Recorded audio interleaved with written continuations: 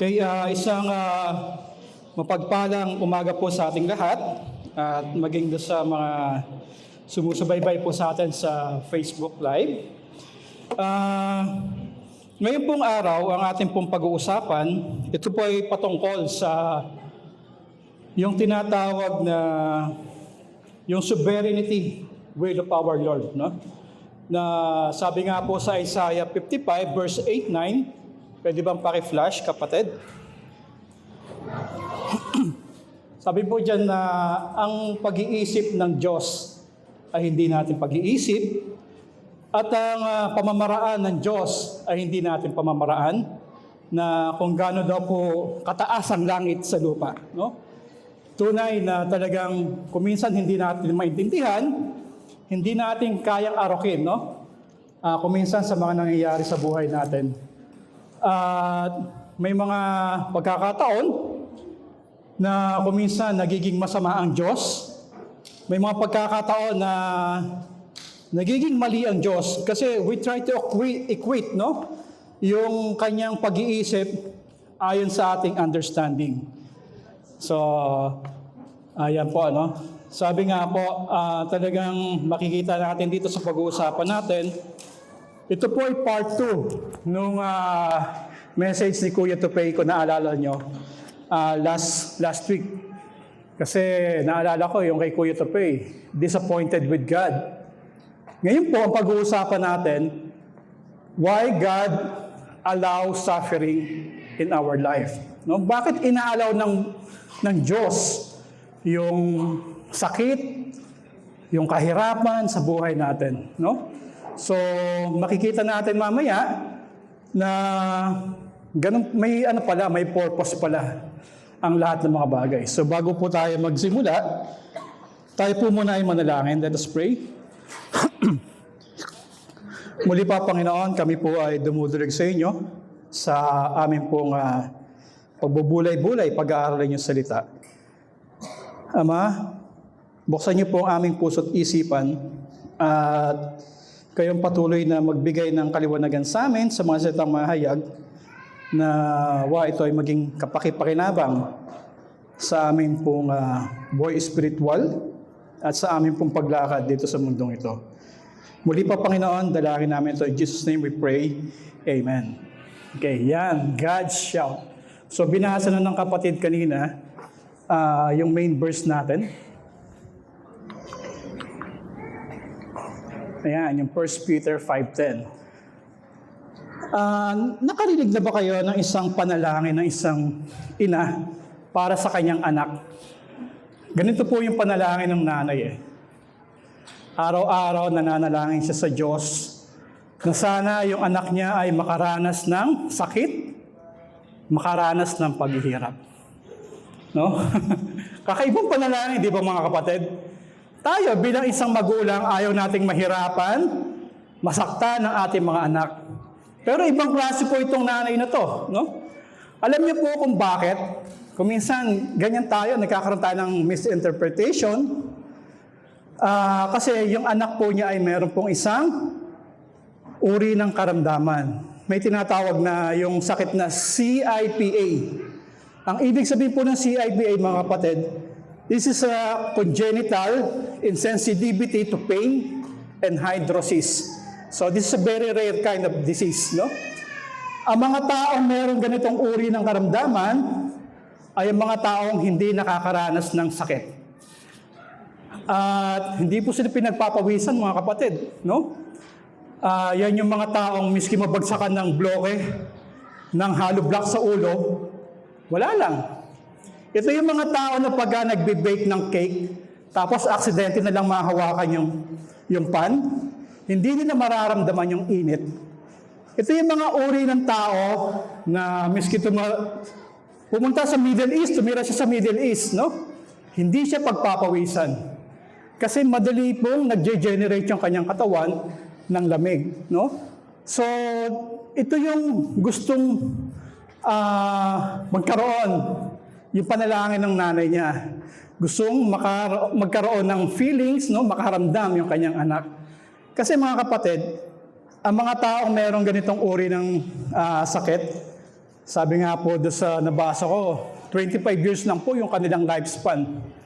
Kasi yung sakit na nararamdaman nila, hindi po nagre-register sa utak. No? Walang signal, walang warning. No? Ibig sabihin, napapaso na yung kamay nila, hindi pa nila alam. No? So, ito ay isang uri ng sakit talagang kakaiba. Sabi nga po na iba, parang ang sarap magkaroon ng ganitong uri ng sakit. Imagine nyo, no? Pwede ka magprito ng bangos na hindi ka gagamit ng syanse. No? Pwede ka makipagsuntukan na hindi ka masasaktan. Pero alam niyo mga kapatid, this is a very disadvantaged kind of disease.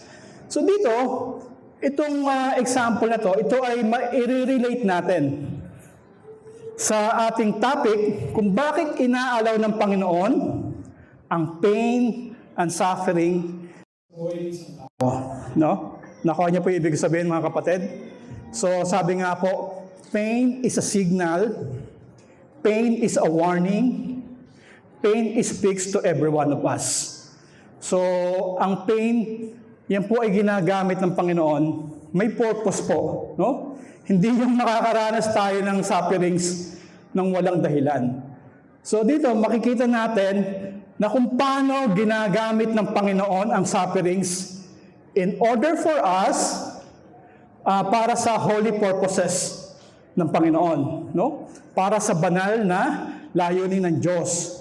At higit sa lahat, ang layunin nandiyan ay para sa ating kabutihan. At the same time, para sa ikalalawalhati ng pangalan ng Diyos. So, talagang sabi nga po, itong pain, this is not limited only for physical pain. Merong pain na emotional pain, tama? Na pagka you are being betrayed ng best friend mo, nagsalita ng labas sa'yo habang nakatalikod ka. Napakasakit po nun, mga kapatid. No? Naalala ko yung ninong ko dati. Sabi niya, saktan mo na ako physically, pero wag mo akong saktan emotionally.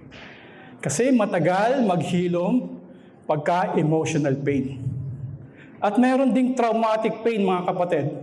Ito yung mga uri ng pain na kung saan yung isang tao nakaka-witness ng mga tragic accident, all of a sudden parang magre-register sa isip nila yun. Naalala ko yung mother ko nung buhay pa siya.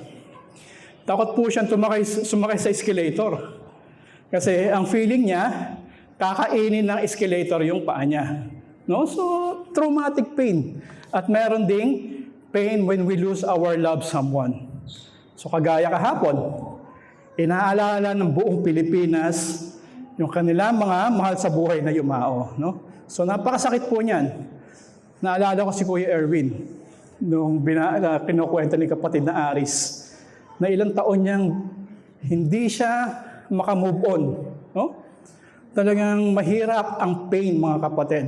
So sabi nga, pain is a reality of life, but there is God. No? God na siya yung patuloy na kikilos sa atin at gagamitin niya yung pain na to for our own goodness. No? So makikita natin, mga kapatid, babasa tayo sa scripture kung paano ginagamit ng Diyos itong mga sufferings sa believers and unbelievers, mga kapatid. Hindi po exclusive yung sufferings para sa mga believers lang. O hindi po exclusive yung pain para sa mga non-believers. So miski po tayo mga believers, hindi po tayo exempted sa mga sufferings sa buhay. Amen po ba? So, dito makikita natin, what is the purpose behind all of these sufferings and all of this pain that we experience. So, tignan natin, unang-una, yung pain has a purpose to non-believers. Doon sa, Luke 13:1. Ayan, no? So, sabi po dito, dumating noon ang ilang tao at ibinalita kay Jesus na ipinapatay ni Pilato ang ilang taga-Galilea habang ang mga ito'y naghahandog sa Diyos. Ba? Nag-worship tapos pinatay. Sinabi niya sa kanila, akala ba ninyo dahil sa sinapit nilang iyon, higit silang masama kaysa ibang mga taga-Galilea. So ito mga Hudyon to, gusto nilang itrap ang ating Panginoong Kristo eh. Sabing ganon eh. Jesus, hindi mo ba nabalitaan? Local news po ito, no? Kalat-kalat na sa buong Jerusalem yung ginawa ni Pilato. Na pinapatay niya yung mga taga-Galilea habang sila ay nag-o-offer ng kanilang sacrifices animals doon sa templo. Sabi nga po, na kung paano katindi, no? Na yung dugo ng mga sacrifice na ino-offer nila, kasama na yung dugo nila doon sa sacrifices. Tignan natin yung sagot ng ating Panginoong Kristo. Alam niyo po ang ating Panginoong Kristo, ang galing eh. Ito ang sabi niya, hindi. Ngunit sinasabi ko sa inyo, maliban magsisik kayo at talikuran inyong mga kasalanan, mapapahamak din kayong lahat, at ang 18 namatay ng mabagsakan ng tore sa Siloe, sa akala ba ninyo ninyo'y higit silang makasalanan sa ibang naninirahan sa Jerusalem. So ang point dito ng ating Panginoong Kristo, kung minsan ganito sumagot ang ating Panginoong Kristo eh. Yung question na itatanong sa kanya, sasagutin din niya ng tanong. No? May mga pagkakataon na gano'n. Dito, gustong i-emphasize ng ating Panginoong Kristo na parang gustong palabasin ng mga Galilean. Bakit ganon? Nasa ng Panginoon? Anong ginagawa ng Diyos? Bakit nangyayari ang mga bagay nito? So, yung tanong kanina na pinatay din sa mga templo, ang sagot ng ating Panginoon Kristo, meron din pong aksidente na nangyari, nabagsakan ng tore sa Siloe. No? Sa akala ba ninyo higit silang makasalanan kaysa ibang naninirahan sa Jerusalem? So ano yung point dito ng ating Panginoong Kristo? Dito makikita natin na meron dalawang uri ng pangyayari. Yung mga Galileo na nag-o-offer ng kanilang sacrifices doon sa templo, pero binasaker ni Pilato. Yung pangalawang pangyayari, yung mga taong nakatayo lang, and then all of a sudden, merong tragedy, accident na nangyari, nabagsakan ng Siloe. No? So, ang punto ng ating Panginoong Kristo dito, makikita natin sa verse 5. Ayan. Sabi niya, hindi, ngunit sinasabi ko sa inyo, maliban magsisikay at talikuran inyong mga kasalanan, mapapahamak din kayong tulad nila. So, ano yung point ng ating Panginoong Kristo? So, ito kasi mga Hudyo, yung mga Galilea, gusto nilang i-emphasize. Kasi mahilig sila sa mga yung mga tinatawag na, mababasa natin sa Bible, na yung mga bulag, yung mga pilay, na para sa kanila, they are being cursed. Lagi nilang isinasama, idinidikit, na sabi nga po, sino ang nagkasala, Panginoon? Ang kanila bang mga magulang? O sila mismo. So, gusto i-emphasize ng mga taga-Galilean na kaya nangyari yung mga aksidente na to, itong massacre nito, dahil sa kanilang kasalanan. So, gustong alisin ng ating Panginoong Kristo yung ganyang uri ng idea, yung ganyang uri ng thinking. Kasi not all sufferings is all about sin. No? Kung makikita natin yung istorya ni Job, not all suffering is about judgments of our sin. So kaya nangyari ang mga bagay nito, ito yung gustong ipahiwatig na ating Panginoong Kristo. Merong dahilan. Merong purpose kaya nangyayari itong mga bagay nito. So sabi niya, kung magsisi ba kayo ba ay hindi rin mapapahamak? Ibig sabihin niya, kung anong gawin, kahit anong gawin nyo, mamamatay at mamamatay din kayo. Yun ang ibig sabihin ng ating Panginoong Kristo. So maaano natin dito na gustong i-emphasize ng ating Panginoong Kristo na kamusta ang kanilang spiritual na buhay. Kamusta ang kanilang kaugnayan sa Diyos, no? Itong mga taong ito, no? May mga pangarap din sa buhay kagaya natin. Yung iba, mga bata, after makagraduate, gusto magkaroon ng trabaho, gusto magkaroon ng pamilya, all of a sudden, sa mabilis na minuto ng kanilang buhay, pagmulat ng kanilang mata, nandun na sila sa langit. So, ang point dito, mga kapatid, tayo ba bilang isang Kristiyano, handa na ba tayong makapiling natin ang Diyos sa sangkalangitan? No? Wala po yung sinasabing kasalanan o whatever. Kasi sabi nga po, in this world, this is a very unpredictable world. Hindi natin alam kung ano po yung mangyayari sa atin sa susunod na araw. Tama? Isang magandang example dito, mga kapatid, yun nangyari nung pandemic, nung COVID-19, naalala nyo? Akala ng buong mundo, wala nang katapusan, akala ng buong mundo, ito na yung katapusan. Parang wala nang pag-asa. Parang hindi natitigil itong pandemya na to. No? And then, after na ma-lift, yung pong tinatawag na yung ban, miski tayo mga kapatid, naranasan natin, di ba? Bawal tayo magkaroon ng ganitong uri ng gathering dahil sa pandemic, no? At piling-pili lang po yung mga tao, no? So, ang point ko po dito mga kapatid, ito po mga sufferings na to, ito mga pangyayaring ito, may purpose po ang Panginoon kung bakit nangyayari ito, no? Sabi nga po, after ng pandemic, alam niyo po, nandito tayo, di ba, Kuya Aris? After pandemic, halos mapuno po ito mga kapatid. Bakit? Kasi ang lahat ng tao ay natakot sa kamatayan. Tama? No? Lahat ng tao gustong manumbalik sa Panginoon. Tama? Miski sabihin natin hindi mga born again, yung mga nangyari na ng sakya po, after ng pandemic, milyon-milyong mga tao ang pumunta doon sa Black Nazarene. So hindi po natin inaano yun. No? Ang point ko lang po dito, biglang nagkaroon ng takot ang mga tao, nagkaroon sila ng interest sa kanilang spiritual na buhay. So ito po yung gustong iparating sa atin ng Panginoon.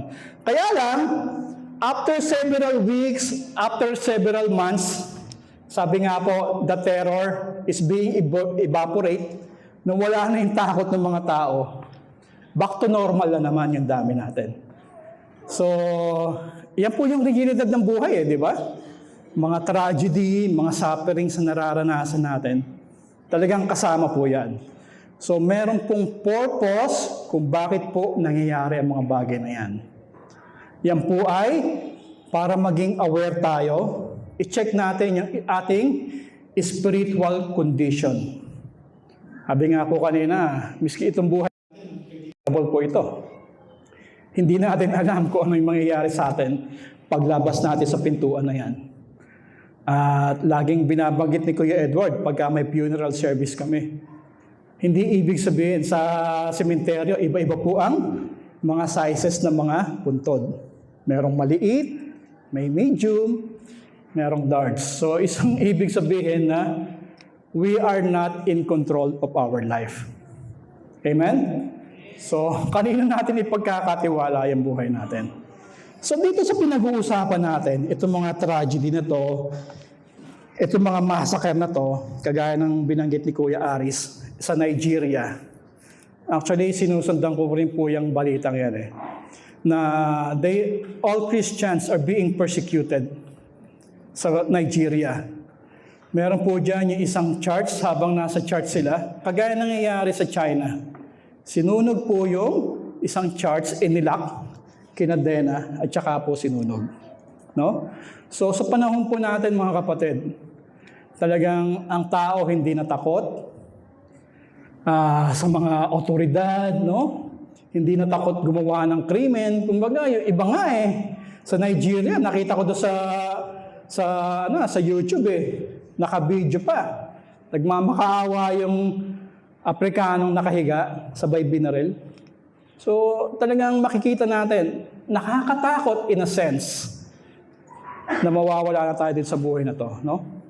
So, isa lang ang paalaala sa atin ng Panginoon, ang mensahe, na tayo mga tao, we are not immortal. We don't live in this world forever, no? At itong katawan na to, iiwanan po natin to. Itong katawan na to, ililibing ito 6 feet below the ground. So yan po yung katotohanan ng buhay.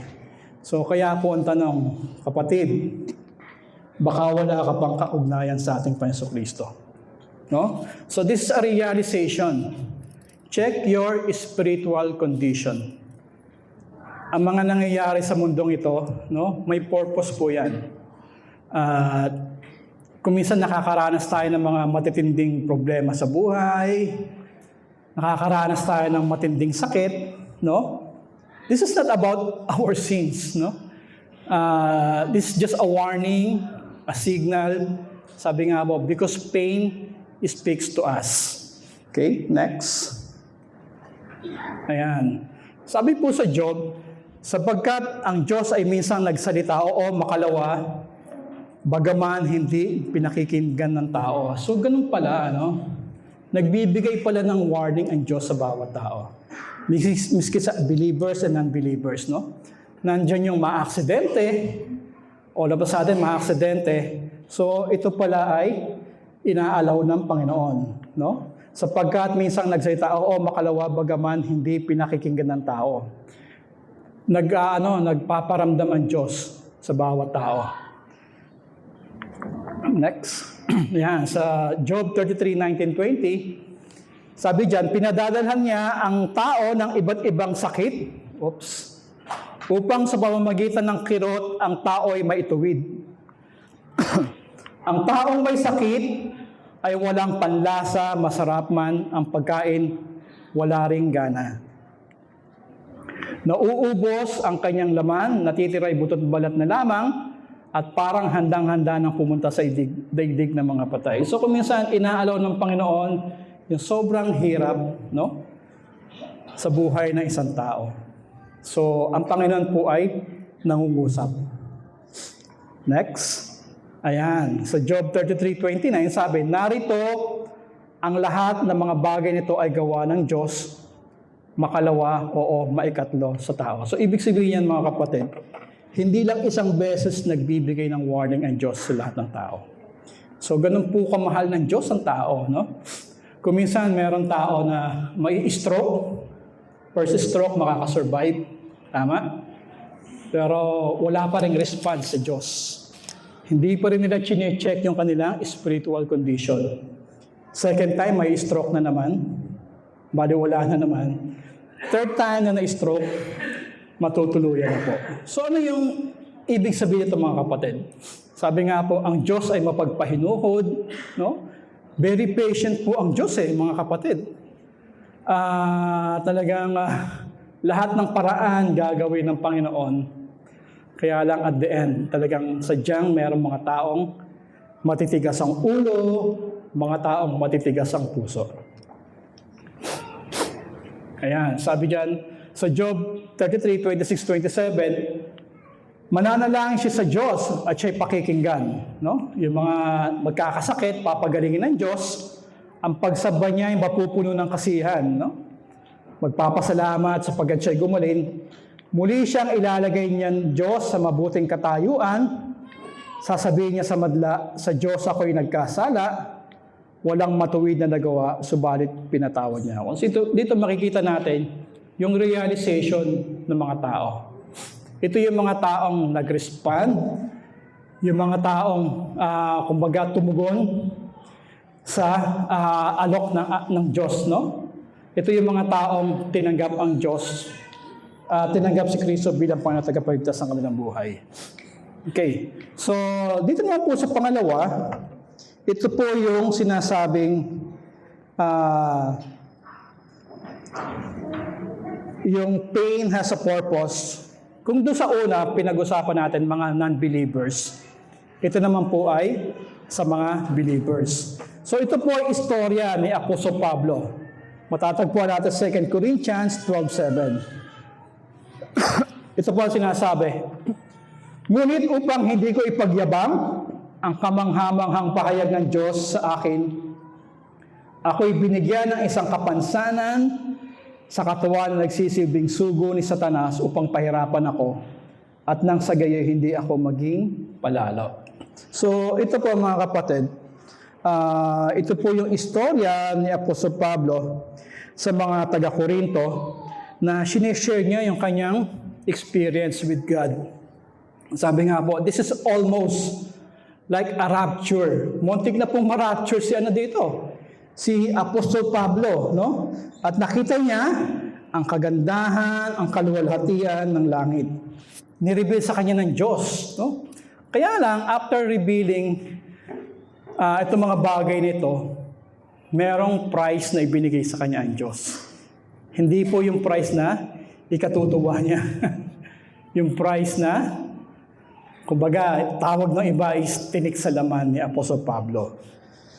So, marami pong mga theory, yung mga, sabihin nating scholar.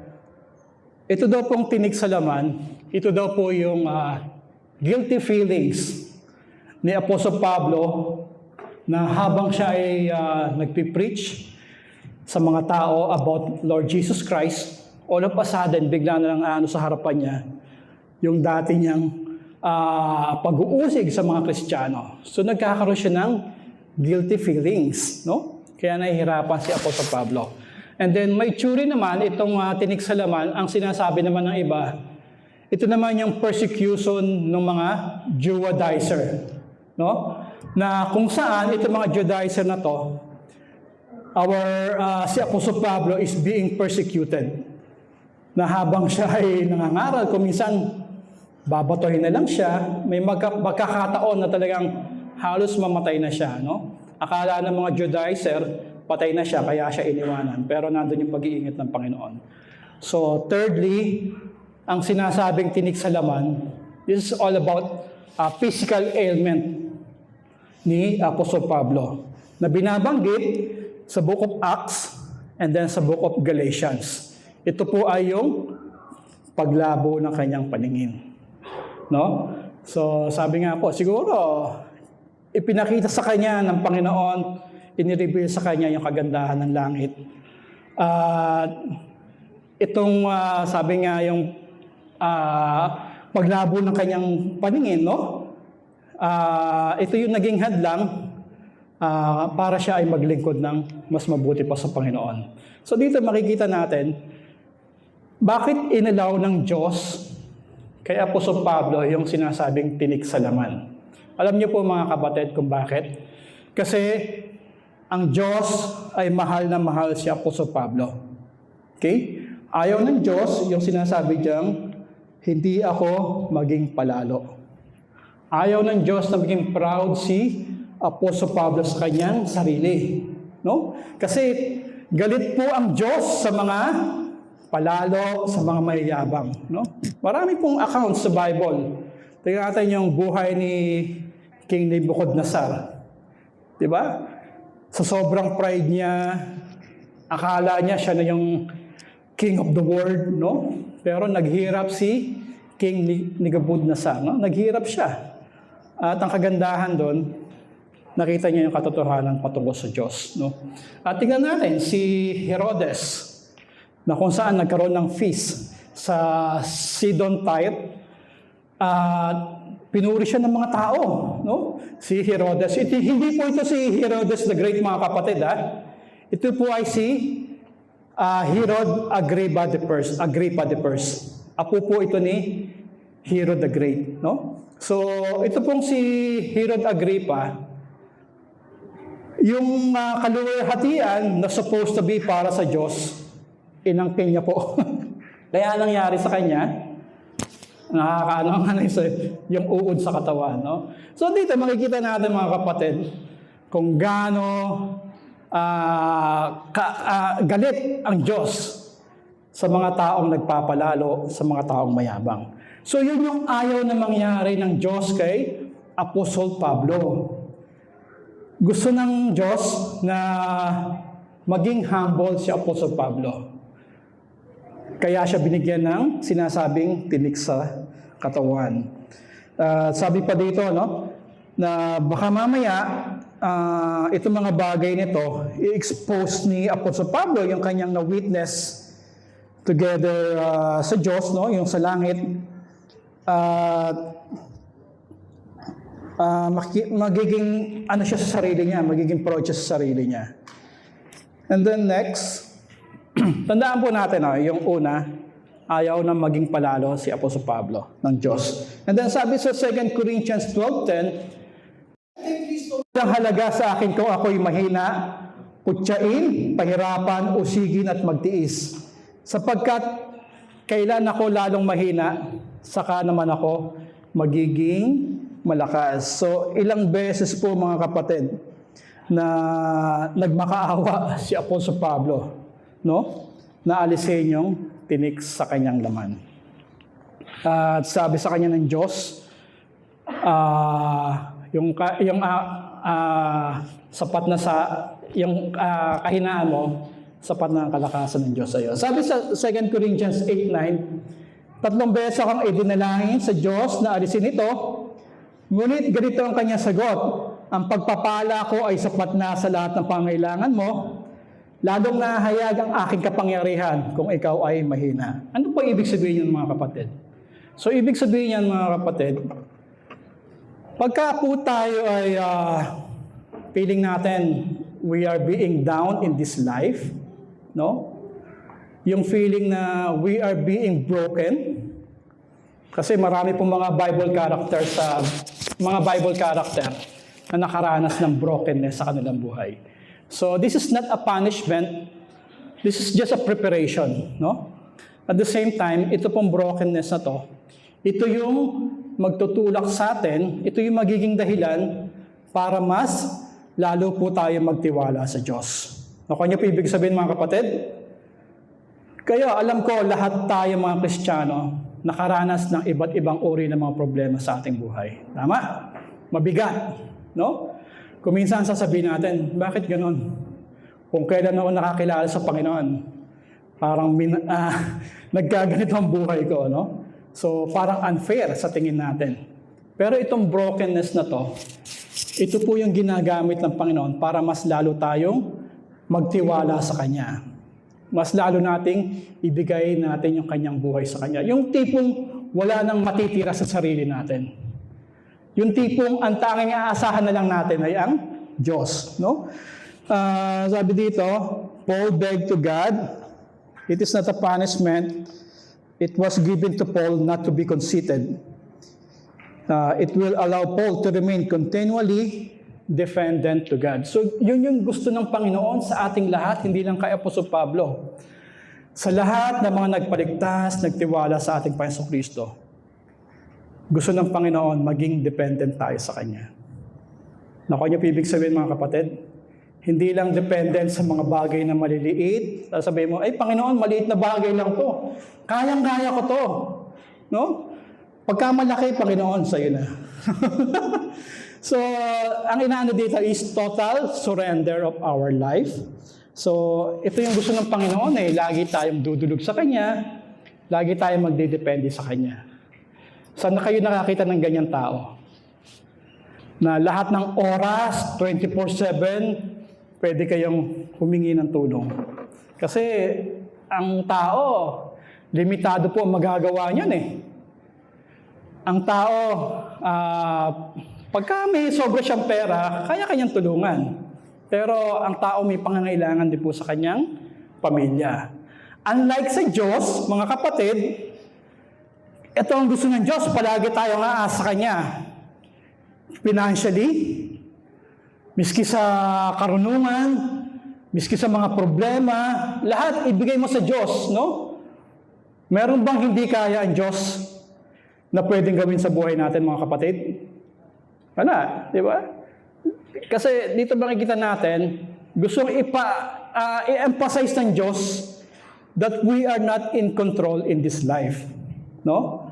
Ang buhay na to, ang Diyos po ang may control nito, mga kapatid.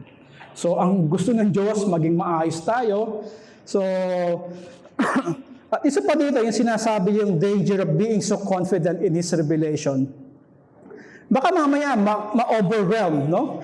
Si Apostol Pablo sa kanyang na-witness, sa kanyang nakita doon sa langit. Hindi na siya magdidepende sa Diyos. Magdidepende na lang siya sa kanyang sarili. No? So yun yung ayaw na mangyari ng Diyos. So, kaya binigyan niya ng tinik sa laman si Apostol Pablo. Okay, sabi diyan sa 2 Corinthians 1:3, chapter 1, verse 3 to 4, purihin natin ang Diyos at Ama ng ating Panginoong Hesus, ang mahabaging Ama at Diyos na pinagmumulan ng lahat ng kaaliwan. Wow! Napakaganda ng ginamit na word ni Apostol Pablo. Ulitin natin, ang mahabaging Ama at Diyos na pinagmumulan ng lahat ng kaaliwan. Inaaliw niya tayo sa ating mga kapighatian upang sa pamamagitan ng kaaliwang tinanggap natin sa Kanya, ay makatulong naman tayo sa mga nahahapis. Ano ibig sabihin ito mga kapatid? So tayo pala, kung minsan nakakaranas tayo ng mga suffering sa buhay natin, ginagamit pala tayo ng Panginoon bilang inspirasyon sa ibang tao. Naku, niyo po ibig sabihin mga kapatid? Binibigyan tayo ng platform ng Panginoon. Kung minsan yung problemang nararanasan mo, baka mamaya yung isang kapatiran na yung problemang napagtagumpayan mo, nararanasan din ng isang kapatiran. So gagamitin ka ng Panginoon para mag-witness sa kapatiran. Sabi nga po dyan, makatulong naman tayo sa mga nahahapis. Yung mga pinagdaanan natin paghihirap sa buhay, maaaring magpatotoo tayo sa kanila. Yun yung magiging daan para magtagumpay po sila sa kanilang pinagdadaanan. So lahat ng mga bagay nito mga kapatid, hindi po yan according sa ating kagalingan, sa ating magagawa. Iyan po ay sa pamagitan ng kaaliwang tinanggap natin sa Diyos, sa ating Panginoon Kristo. So sabi nga po, itong mga sufferings na nararanasan natin, hindi ito yung paraan para tayo ay lumayo sa Diyos. Hindi ito yung paraan para i-reject natin ang Diyos, no? Bagos ito yung paraan para mas lalo tayo magtiwala sa Diyos. At the same time, itong mga bagay na to, itong mga paghihirap na to, so we can testify into this broken world that God is worthy to be served and praised in spite of pain or suffering. So kahit po naghihirap tayo sa buhay na to, karapat dapat pa rin sambahin, purihin ang Diyos. No? Alam niyo po ba mga kapatid, ang mga taong, yung mga nakaranas na mga sobrang hirap sa buhay, yan po yung mga taong masarap pakinggan ng testimony. Nakuha niyo po ibig sabihin?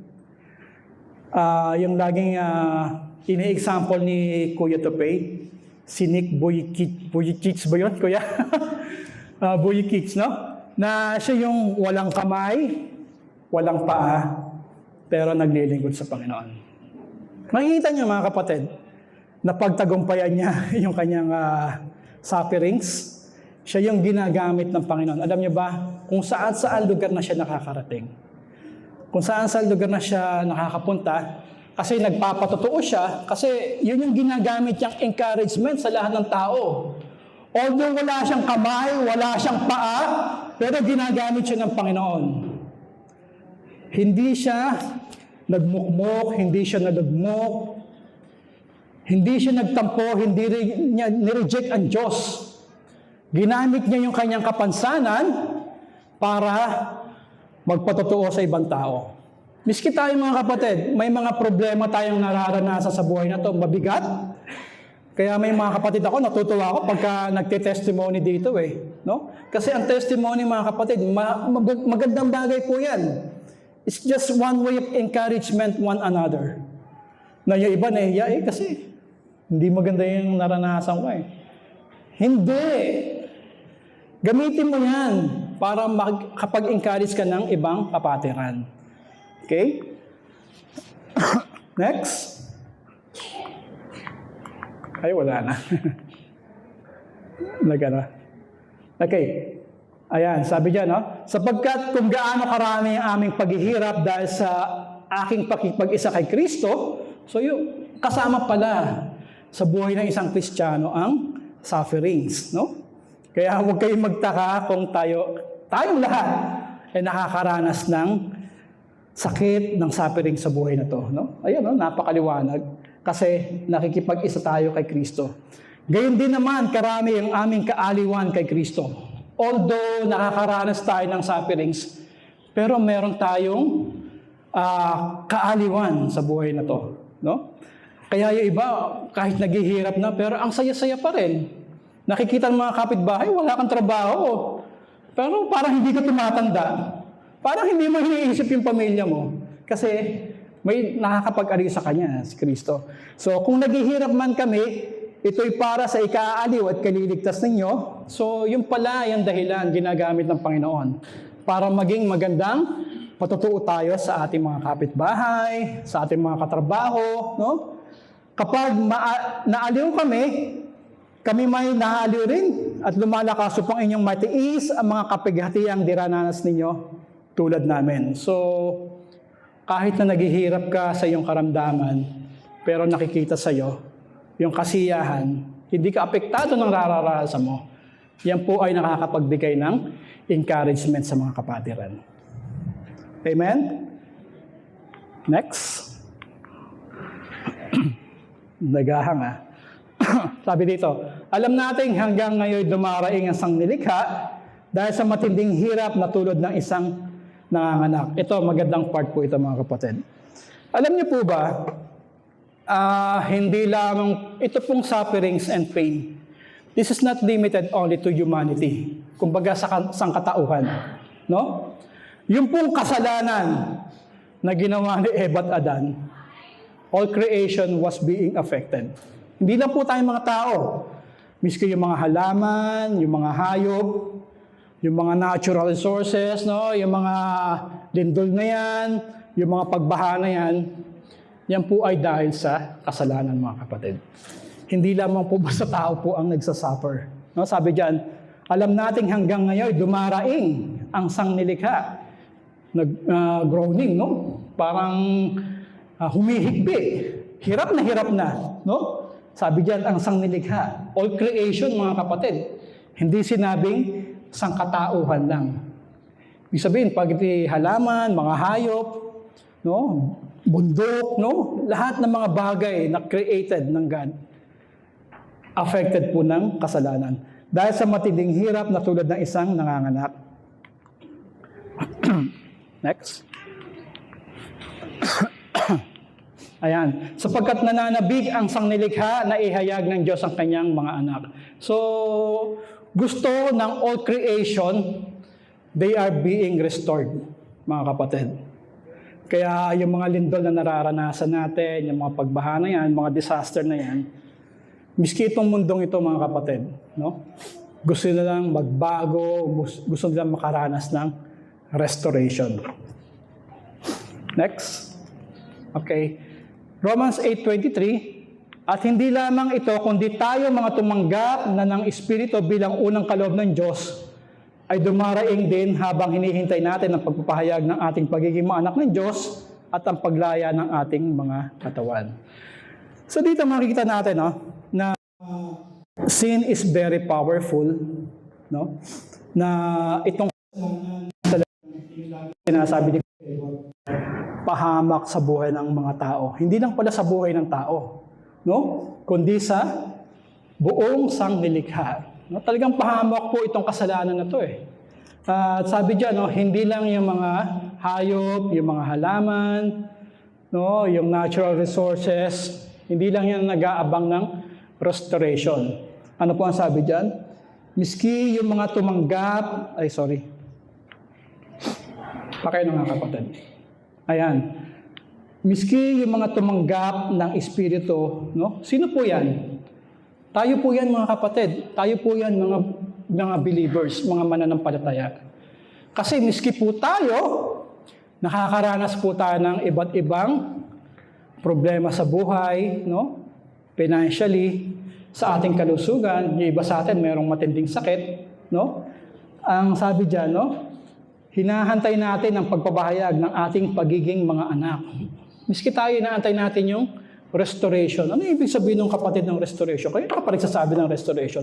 Ang ibig sabihin po niyan mga kapatid, na itong katawan na to, sa pagbabalik ng ating Panginoong Kristo, papalitan po itong katawan na nawawala ng buhok, nauubusan ng kilay, no? Itong katawan na palaging merong maintenance, nahihirapang huminga, itong pag-iisip na lagi nag-iisip ko paano mababayaran yung mga bills buwan-buwan, no? So lahat ng mga bagay na yan, miski tayo, nananabik po tayo mga kapatid. We are waiting for yung living hope na tinatawag. Kasi itong katawan na to, papalitan po ito pagka dumating na po ang ating Panginoong Kristo, no? Sabi nga po, napakasarap sigurong isipin na pagka nandun na tayo sa langit, yung mga maintenance na yan, yung kamatayan, it's just a memory, no?